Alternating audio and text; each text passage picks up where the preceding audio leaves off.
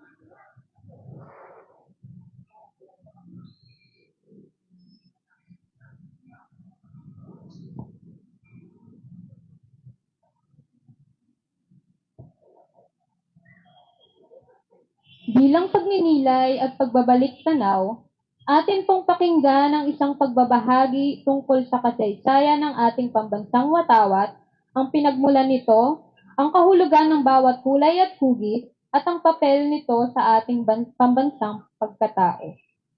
Ang maghahandog ng pananalita ay isang grade 3 Star Scout mula sa St. Paul College, Pasig. Sa kabila ng kanyang murang edad, siya ay nagpamalas ng tunay na pagmamahal sa bayan, pag-unawa sa kasaysayan. Ikinararangal ko pong ipakilala sa inyo, Star Scout Maria Johannes L. Sinogat.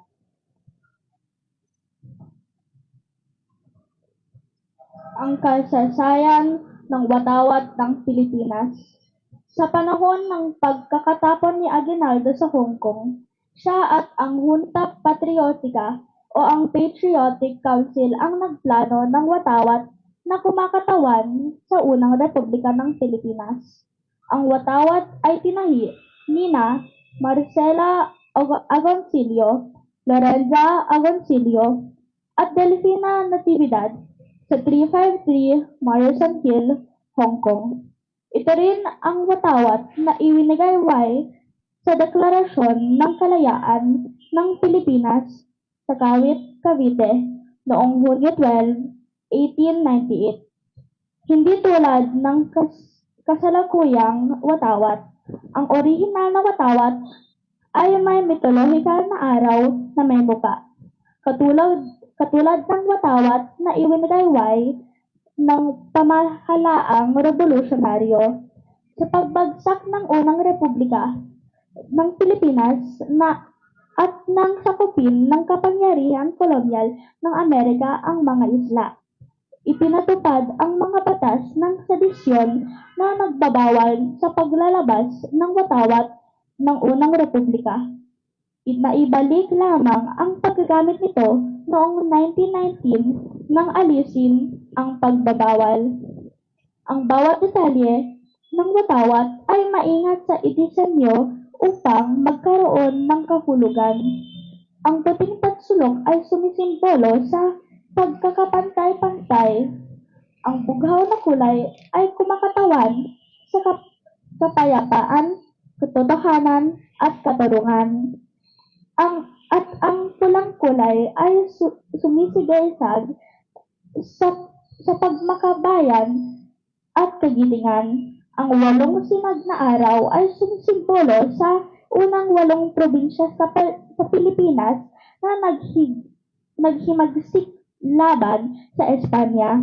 At ang 3 bituin naman ay kumakatawan sa Luzon, Visayas at Panay, ang mga pangunahing isla ng Pilipinas noong panahon iyon.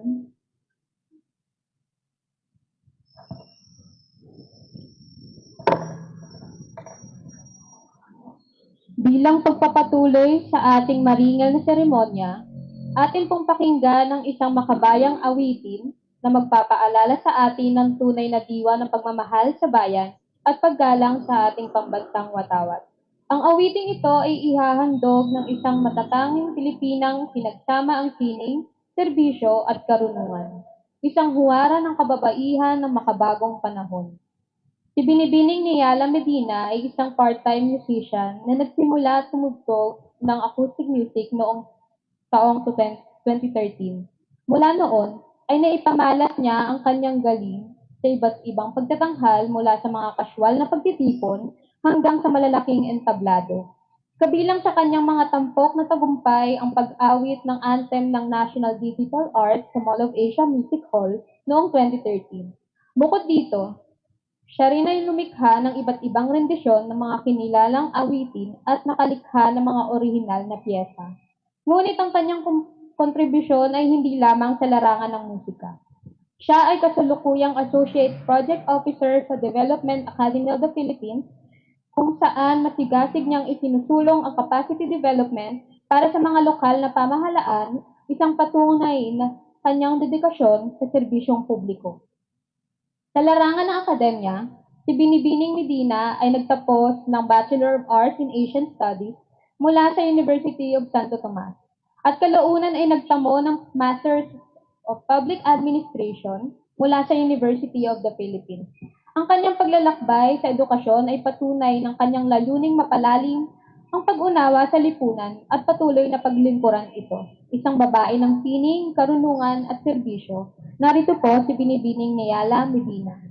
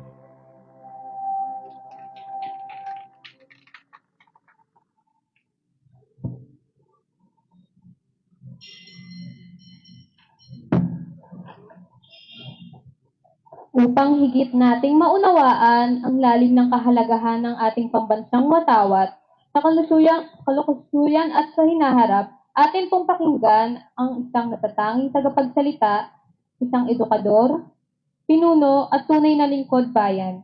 Si Dr. Torres ay dating Pangulo ng Rizal Technological University at ng Technological University of the Philippines. Sa ilalim ng kanyang pamumuno, isinulong niya ang kanyang kahusayan sa edukasyon, paghubog sa kabataan, at pagtaguyod ng makabayang kamalayan. Siya ay tubong Kanyogan, Pasig, at kinilala ng kanyang lungsod sa pamamagitan ng Dangal ng Pasig Award at Outstanding Pasigenyo, mga patunay ng kanyang natatanging ambag sa larangan ng edukasyon at serbisyong publiko. Isang huwaran ng katalinuhan, malasakit at pagmamahal sa bayan. Narito po si Dr. Jesus Rodrigo F. Torres.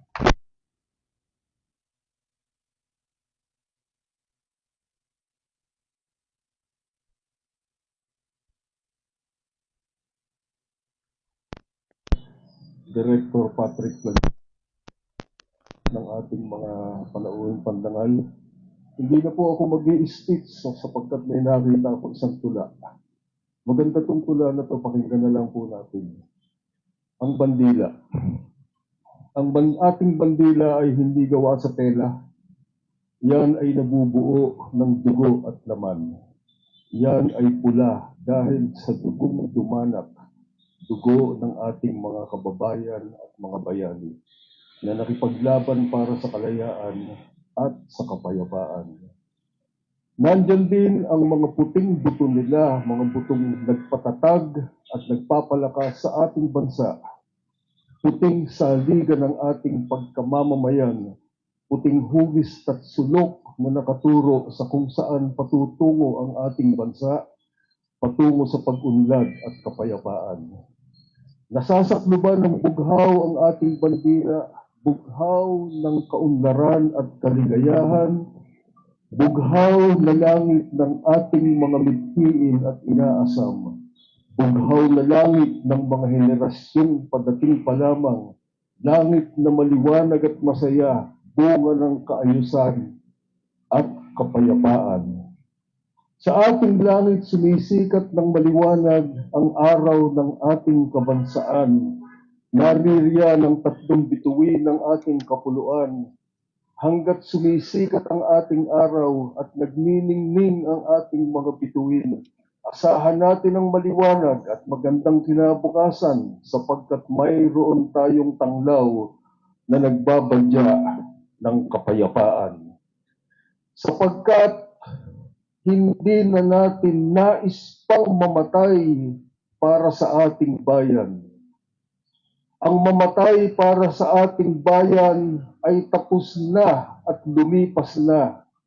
400 taon ng pagkagupiling at pagkabusabos, kung mayroon mang susubok na muli tayong alipinin, humanda sila sapagkat sila na ang mamamatay, hindi na kami. Kapayapaan ang nais namin, pero huwag niyo kaming salingin. Noli me tangere, at dugon niyo na ang dadanak, hindi ang sa amin. Magandang hapon po sa inyong lahat. Thank you po.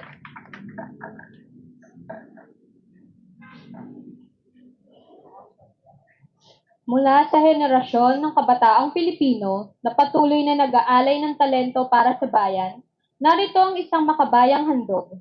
Siya ay nagtapos sa Nagpayong High School at kasalukuyang mag-aaral sa Rizal Technological University sa kursong Bachelor of Science in Secondary Education, major in Physical Education. Narito po si Binibining Isabel Tuazon para sa awit ng parangal sa Watawat.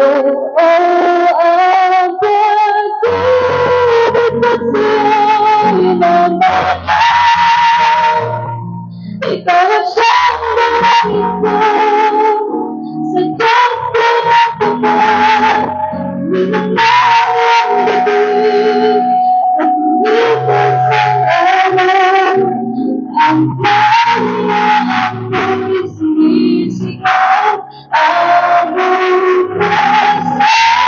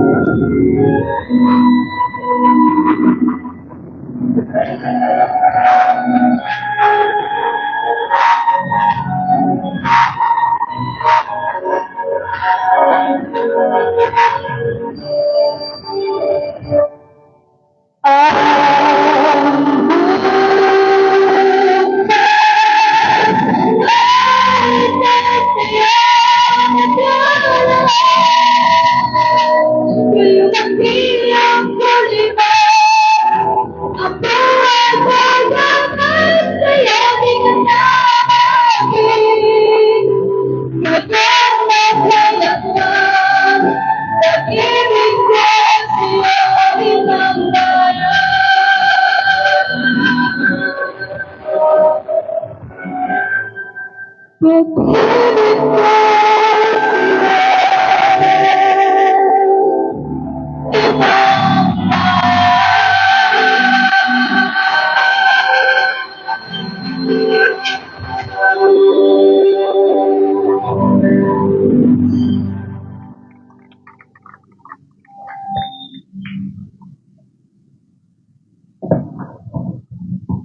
Ang pinakatampok na bahagi ng ating pagtitipon, ang maringal na pagsusunog ng watawat.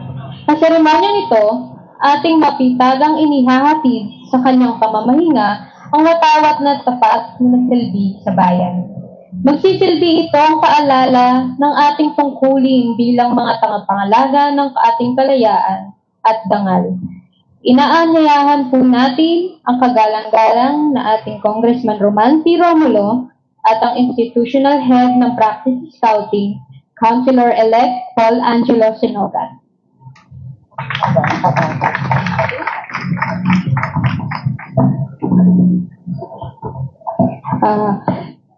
Pati na rin po ating kagalang-galang na Councilor Kiko Rustia.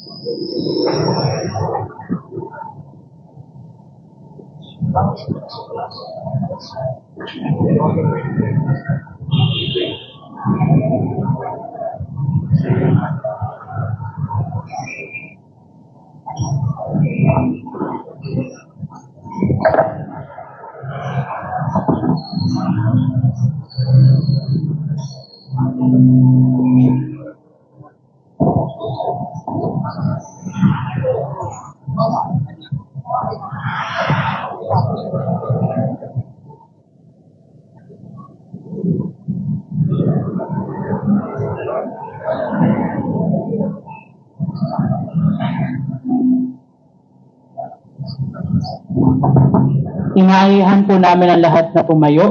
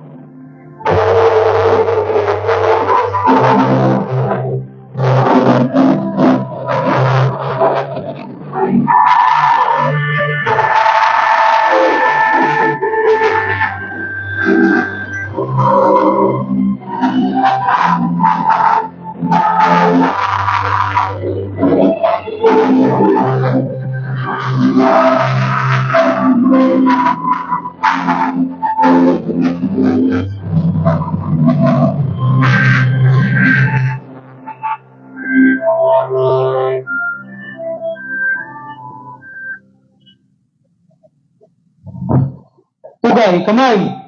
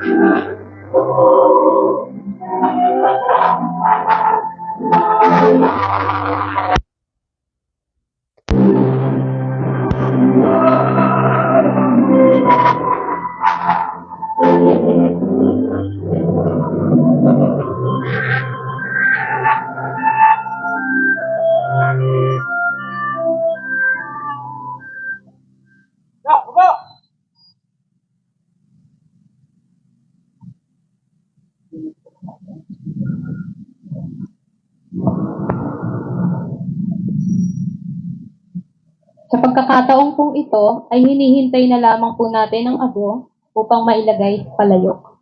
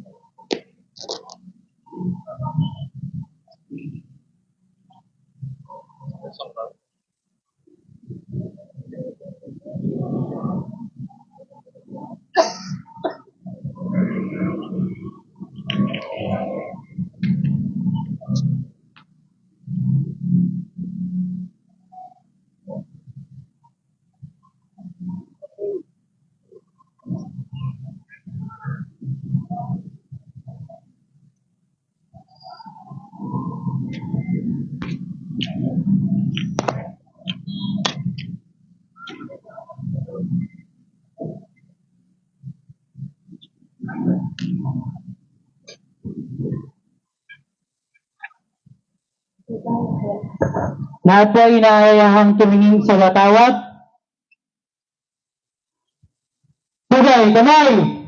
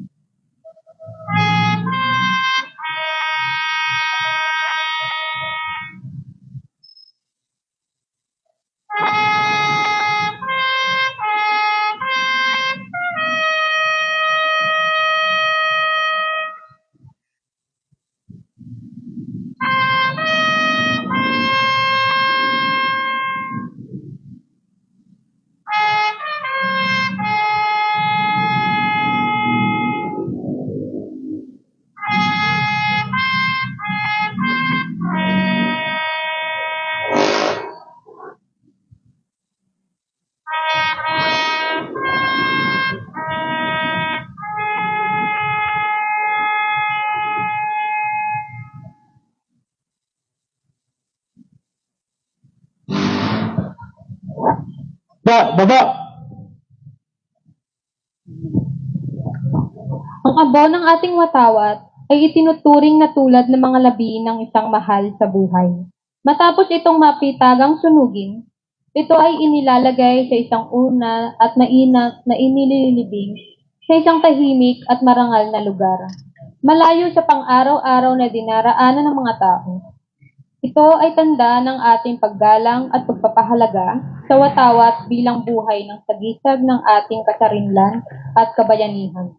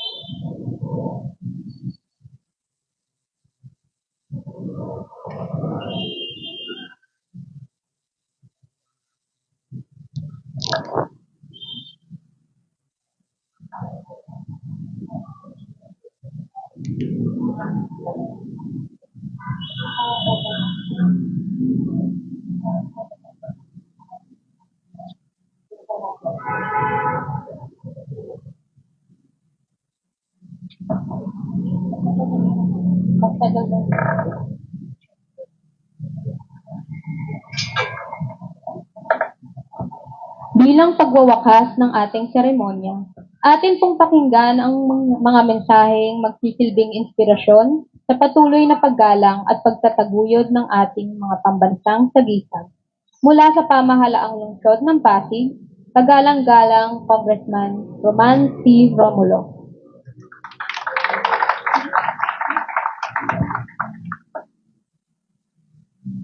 Kagalang at kagalang-galang Councilor Kiko Rustia. At mula sa hanay ng kabataan at mga tagapagtaguyod pang magkamakamayan, Councilor-elect Institutional Head ng Practice Scouting, Scout Leader Paul Angelo Sinogat.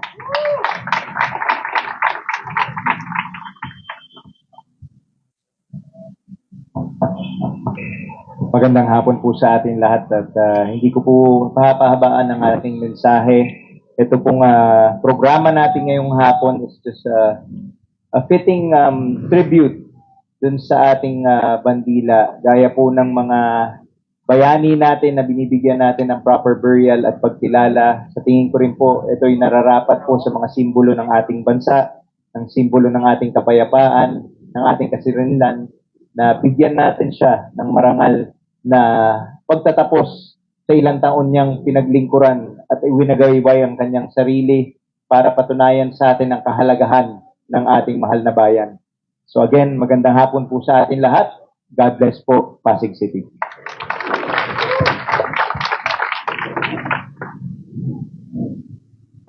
Siguro sa ngalan din po ng Praxis Institutional Scouting, Boy Scouts of the Philippines, National Capital Region, Pasig City Council, sa ngalan din po ng ating Scout Executive Juvendo Para at Council Chairman Congressman Roman Romulo, nagpapasalamat po kami sa lahat ng mga dumalo, nakiisa at nakibahagi para sa ating taon-taon na maringal na pagsusunog ng ating watawat.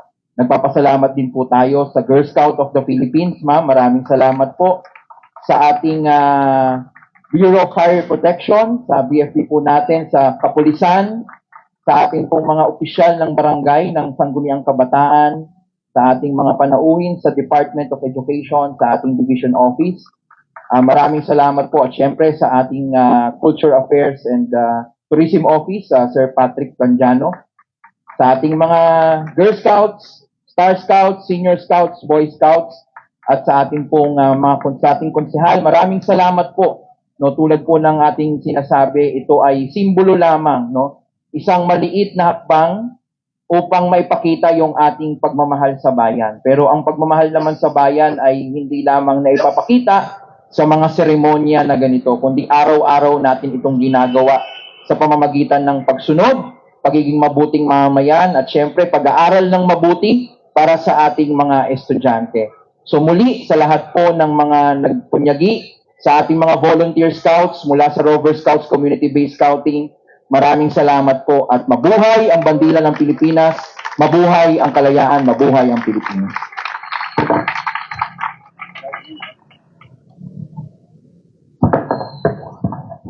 Ngayong inihatid na natin sa kanyang huling hantungan ang mga watawat na naglingkod sa ating bayan, naway maging paalala ito ng ating pagpapahalaga sa dangal at kasarinlan ng bansa.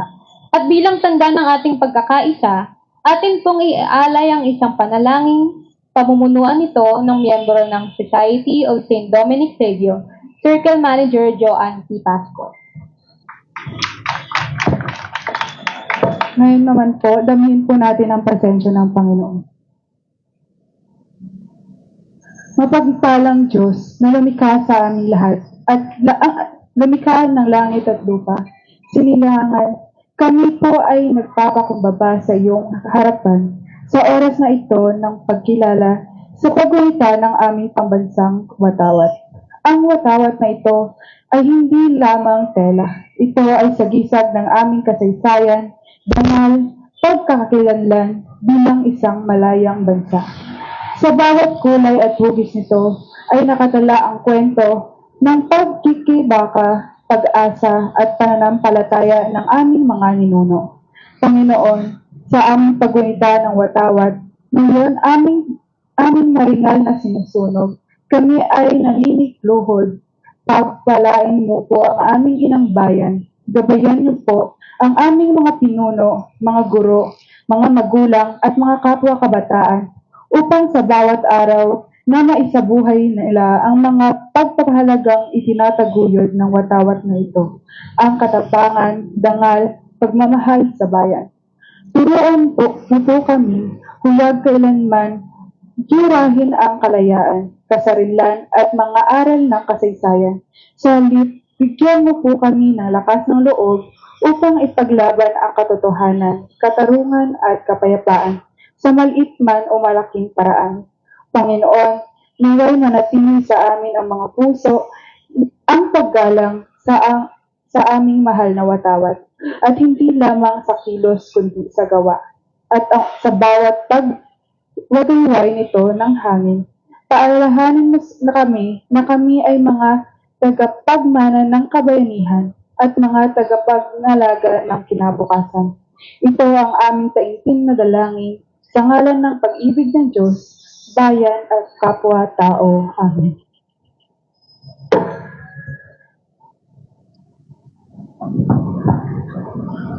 Sa pagtatapos ng ating seremonya ngayong hapon, naway baunin natin ang mas malalim na pag-unawa, paggalang at pagmamahal sa pambansang watawat ng Pilipinas, ang sagisag ng ating kasaysayan, kabayanihan at kalayaan. Ang ating ginawang mapitagang pagsusunog ng watawat ay hindi lamang isang ritual, kundi isang paalala na sa bawat hibla ng watawat ay nakahabi ang dugo at sakripisyo ng mga ninunong nating nag-alay ng buhay para sa bayan. Naway manatili sa ating puso ang dakilang layunin ng seremonyang ito, ang panatilihin ang dangal ng ating watawat at itaguyod ang diwa ng pagiging makabayan. Sa bawat araw ng ating buhay, bilang Pilipino, bilang tagapagmana ng kalayaan, at bilang tagapangalaga ng ating kasarinlan, maraming salamat po sa inyong presensya, sa inyong pakikiisa, at sa inyong patuloy na pagtataguyod ng ating mga pambansang sagisag. Mabuhay ang watawat ng Pilipinas, mabuhay ang sambayanang Pilipino.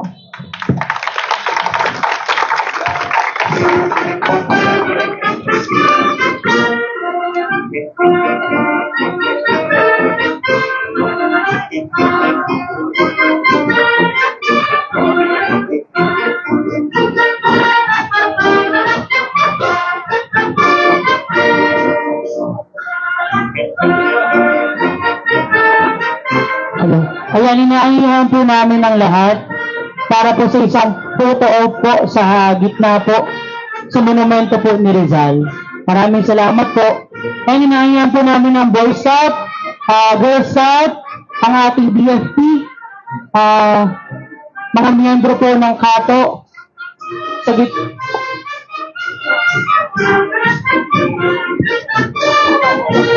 Ayan po. Sige po, dito po tayo sa gitna po.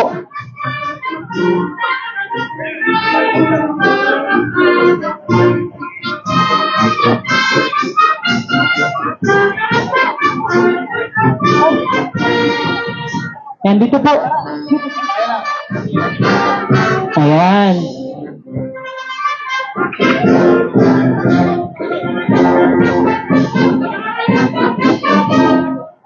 Ayan, sige po. Sa harap po tayo. Girl Scout and Boy Scout.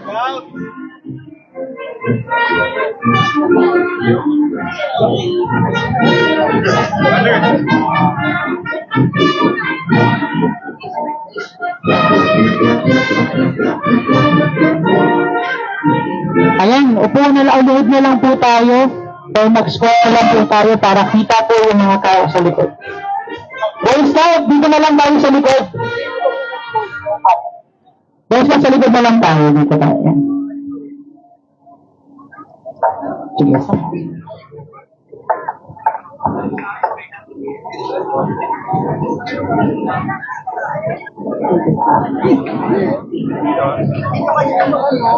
Ayun pala, may box dito. Dito na lang.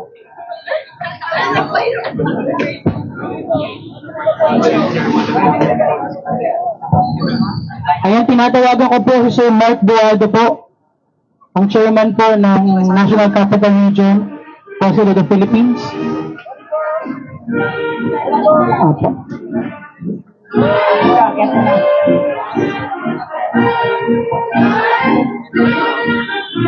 Okay.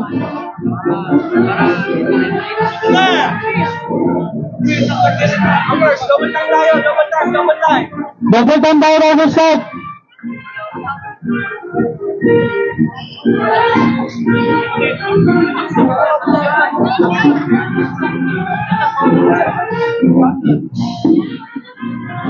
One, two, three.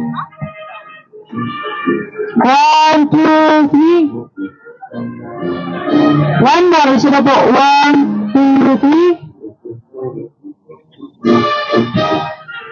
Ayan. Maraming salamat po sa pagsaksi at pag-isa sa ating maringal na pagsusunog ng watawad ngayong taon.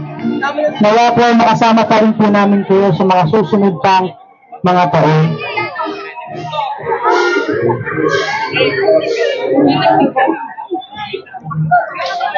Congrats. Thank you. Thank you.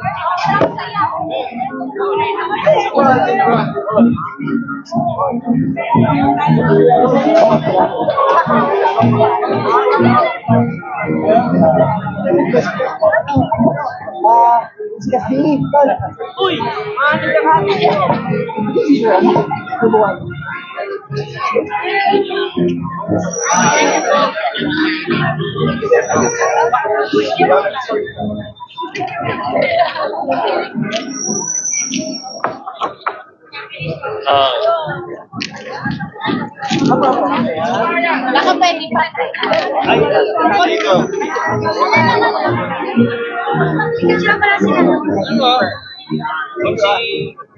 I love your budget, Tita Mari. Get your budget.